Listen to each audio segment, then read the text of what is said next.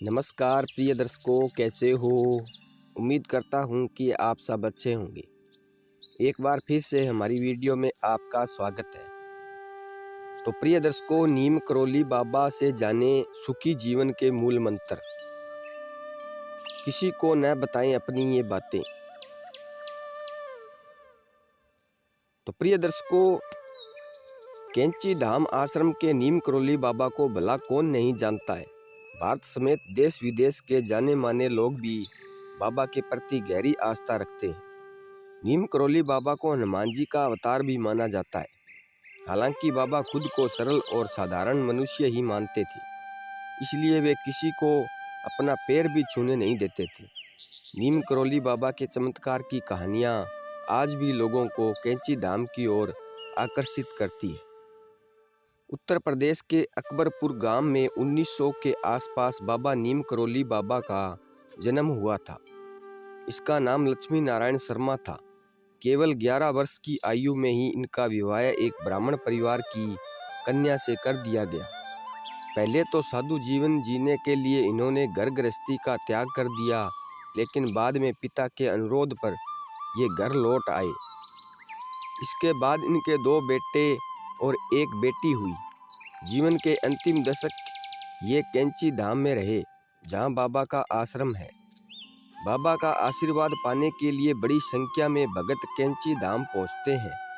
केवल आमजन ही नहीं, बल्कि बड़ी बड़ी हस्तियां भी यहां बाबा का आशीर्वाद पाने आती है। नीम करोली बाबा के कई चमत्कारों के बारे में जिक्र किया गया है, लेकिन इसी के साथ बाबा ने कुछ ऐसी बातों का भी जिक्र किया है जिसे कभी भी दूसरों के साथ साझा नहीं करनी चाहिए। तो प्रिय दर्शकों, जानते हैं क्या है वो। अतीत की बातें।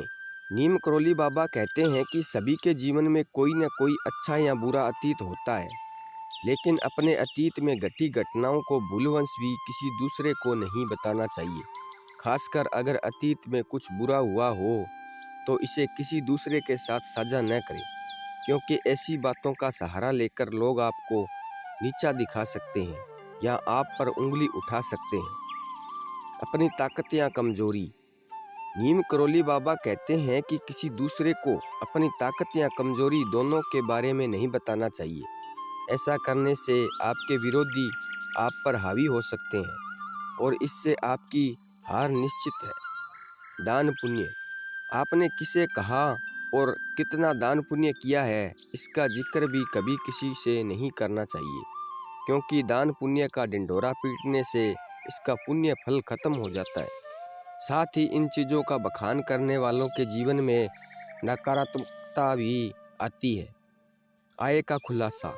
बाबा कहते हैं चाहे कोई कितना भी सगा क्यों न हो, किसी को भी अपनी आमदनी नहीं बतानी चाहिए। आय या आमदनी का जिक्र करने से लोग आपको उसी स्तर से आंकने लगते हैं और साथ ही लोगों की बुरी नज़र भी आपकी जमा राशि पर पड़ती है। नीम करोली बाबा के मंत्र। मैं हूँ बुद्धि मलिन अति श्रद्धा भक्ति विहीन, करु विनय कछु आपकी हो सब ही विधि दीन।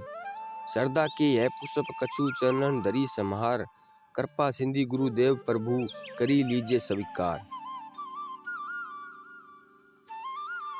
तो प्रिय दर्शकों, ये वीडियो कैसी लगी, उम्मीद करता हूँ कि आपको अच्छी लगी होंगी। अगर वीडियो आपको अच्छी लगी है तो आगे शेयर ज़रूर करना। तो मिलते हैं अगली वीडियो में, तब तक अपना ख्याल रखना। जय श्री कृष्णा। धन्यवाद।